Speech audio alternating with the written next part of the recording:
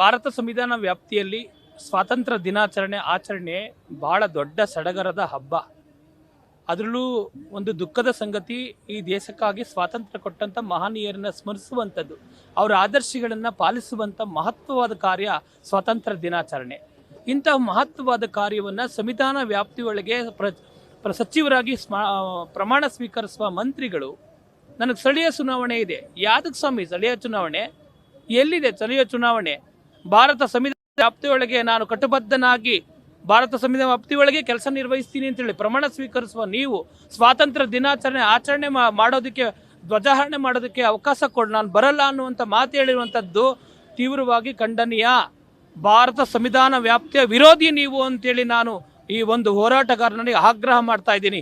ಮಾನ್ಯ ಮುಖ್ಯಮಂತ್ರಿಗಳೇ, ಇವರು ಸಚಿವ ಸಂಪುಟದಲ್ಲಿ ಇರೋದೀಗ ಯೋಗ್ಯರಲ್ಲ. ಭಾರತ ಸಂವಿಧಾನವನ್ನು ಒಪ್ಪದೇ ಇರುವಂಥವ್ರು, ಸ್ವಾತಂತ್ರ್ಯವನ್ನು ಫ್ಲಾಗ್ ಹಾರಿಸೋಕ್ಕೆ ಸಿಗುವ ಅವಕಾಶ ನನಗೆ ಭಾಗ್ಯ ಅನ್ನುವಂಥ ಈ ಸಂದರ್ಭಗಳಲ್ಲಿ ಇಂತಹ ಒಂದು ದುರ್ನಡತೆಯನ್ನು, ಇಂಥ ಕ್ರಮವನ್ನು ತೀವ್ರವಾಗಿ ಖಂಡಿಸ್ತೇವೆ. ಜಮೀರ್ ಅಹಮದ್ ಖಾನ್ ಅವರೇ, ತಕ್ಷಣ ನೀವು ರಾಜೀನಾಮೆ ನೀಡಬೇಕನ್ನುವ ಆಗ್ರಹವನ್ನು ಮಾಡ್ತಾ ಇದ್ದೀವಿ. ವಿಜಯನಗರ ಜಿಲ್ಲೆ ಭಾಳಷ್ಟು ಹಿಂದುಳಿದವಾದ ಜಿಲ್ಲೆ. ಜಿಲ್ಲೆಗೆ ಏನೆಲ್ಲ ಕೊಡುಗೆ ಕೊಡ್ತೀರಿ, ಮಹನೀಯರ ಹೆಸರಿನಲ್ಲಿ ಏನೆಲ್ಲ ಕೊಡ್ತೀರಿ ಅನ್ನೋ ಕೊಡುಗೆಯನ್ನು ಕೊಡಬೇಕಾಗಿರುವ ಸಂದರ್ಭದಲ್ಲಿ ಇಂಥ ಮಹತ್ವವಾದ ಗಳಿಗೆಯನ್ನು ಕಳ್ಕೊಂಡಿರೋರು ನೀವು ಸಚಿವ ಸಂಪುಟದಲ್ಲಿ ಇರಬಾರ್ದು. ಭಾರತ ದೇಶದ ಜನರಿಗೆ ಕ್ಷಮೆಯಾಚನೆ ಮಾಡೋದ್ರ ಮೂಲಕ ನೀವು ಸಚಿವ ಸ್ಥಾನಕ್ಕೆ ರಾಜೀನಾಮೆ ಕೊಡಬೇಕು. ಏನಾದರೂ ಸಚಿವರು ಮುಂದುವರಿದಾದರೆ ಇಡೀ ರಾಜ್ಯದ ಎಲ್ಲ ಸಂಘಟನೆಗಳಿಗೂ ನಾವೇ ಕರೆ ಕೊಟ್ಟು ನಿಮಗೆ ರಾಜೀನಾಮೆಗೆ ಆಗ್ರಹ ಮಾಡ್ತೀವಿ. ತಕ್ಷಣ BJP ಆಡಳಿತ ಪಕ್ಷ, ವಿರೋಧ ಪಕ್ಷದ ನಾಯಕರುಗಳು ಇವ್ರ ಮೇಲೆ ರಾಜೀನಾಮೆ ನೀಡಬೇಕು ಅಂತೇಳಿ ನಾಗೇಂದ್ರ ಅವ್ರ ಮೇಲೆ ಹೋರಾಟ ಮಾಡ್ತಾ ಇದ್ದೀರಿ. ಅದ್ರ ಜೊತೆಗೆ ಇವರನ್ನೂ ತಗೋಬೇಕು, ರಾಜೀನಾಮೆ ಕೊಡಬೇಕು ಅಂತೇಳಿ ಸಂವಿಧಾನ ವಿರೋಧಿ ಯಾರೇ ಆಗಿರಲಿ ಅವರು ಭಾರತವನ್ನು ಬಿಟ್ಟು ತೊಲಗಬೇಕು ಅನ್ನೋ ಆಗ್ರಹವನ್ನು ಕೂಡ ಮಾಡ್ತಾ ಇದ್ದೀವಿ. ಅಲ್ಲ, ನಿಜವಾಗ್ಲೂ ಅವರು ಅಜ್ಞಾನಿಗಳು. ಒಬ್ಬ ಸಚಿವರಾಗಿ ಇಂತಹ ಒಂದು ಹೇಳಿಕೆ ನೀಡಿರುವಂಥದ್ದು. ಸ್ಥಳೀಯ ಚುನಾವಣೆಗಳು ಅದಕ್ಕೆ ಆದ ಅಧಿಕಾರಿಗಳು ಇರ್ತಾರೆ, ಅದಕ್ಕೆ ಅಂತ ಕಾರ್ಯಕರ್ತರು ಇರ್ತಾರೆ, ಅದನ್ನು ಮಾಡ್ತಾರೆ. ಇವರು ಸಚಿವರು ತಮ್ಮ ಕರ್ತವ್ಯವನ್ನು ಪಾಲನೆ ಮಾಡಬೇಕಾಗಿರುತ್ತೆ, ಹೊಣೆಗಾರಿಕೆ ಹೊತ್ತವರು. ಈ ಜವಾಬ್ದಾರಿಯನ್ನು ನುಂಚ್ಕೊಳ್ಳೋದಿದೆಯಲ್ಲ, ಇದಕ್ಕೆ ಒತ್ಕೊಳ್ಳುವಂಥದ್ದಲ್ಲ. ಇದು ಭಾರತ ದೇಶದ ಅತ್ಯುನ್ನತವಾದಂಥ ಹುದ್ದೆ, ಅತ್ಯುನ್ನತವಾದಂಥ ಸ್ಥಾನ. ಇಂಥ ಸ್ಥಾನವನ್ನು ನಾವು ಮಾಡುವಾಗ ಕಟ್ಟುಬದ್ಧವಾದಂಥ ಶಿಸ್ತು ಪಾಲನೆಯನ್ನು ಕಾಪಾಡಬೇಕಾಗಿದೆ. ಭಾರತ ಸಂವಿಧಾನ ನಮಗೆ ಹೇಳಿರೋದು ಅದೇ. ಸಂವಿಧಾನದ ವಿರೋಧಿಗಳು ಯಾರು ಈ ದೇಶದಲ್ಲಿ ಇರಬಾರ್ದು ಅನ್ನೋ ಆಗ್ರಹ ಮತ್ತೊಮ್ಮೆ ನಾನು ಮಾಡ್ತಾ ಇದ್ದೀನಿ. ಭಾರತ ಬಿಟ್ಟು ತೊಲಗಿ ಅನ್ನುವ ಆಗ್ರಹ ಕೂಡ ಆಗ್ತಾ ಇದೆ. ಮಂಜುನಾಥ್, ಕನ್ನಡ ಸೇನೆ ಜಿಲ್ಲಾಧ್ಯಕ್ಷ. ಜಮೀರ್ ಅಹಮದ್ ಖಾನ್ ಧ್ವಜಾರೋಹಣ ಮಾಡೋಕ್ಕಾಗಲ್ಲ ವಿಜಯನಗರ ಜಿಲ್ಲೆಯಲ್ಲಿ ಅಂತ ಲೆಟರ್ ಬರೆದಿದ್ದಾರೆ CMಗೆ. ಇದು ಎಷ್ಟರ ಮಟ್ಟಿಗೆ ಸರಿ ಅಂತ? ಒಂದು ರಾಷ್ಟ್ರೀಯ ಹಬ್ಬ ಧ್ವಜಾರೋಹಣ ಮಾಡೋದು ಕೂಡ ಆಗ್ತಲ್ಲ.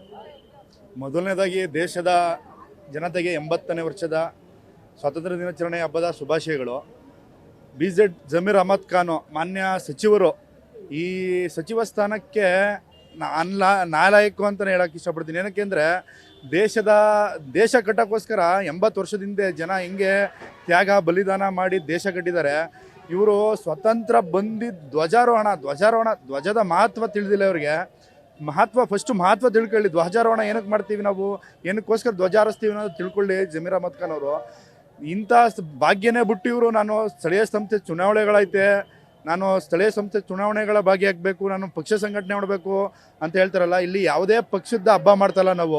ಕಾಂಗ್ರೆಸ್ ಆಗಲಿ BJPಯಲ್ಲಿ JDS ಹಬ್ಬ ಮಾಡ್ತಲ್ಲ. ನಾವು ಮಾಡ್ತಾ ಇರೋದು ದೇಶದ ಹಬ್ಬ.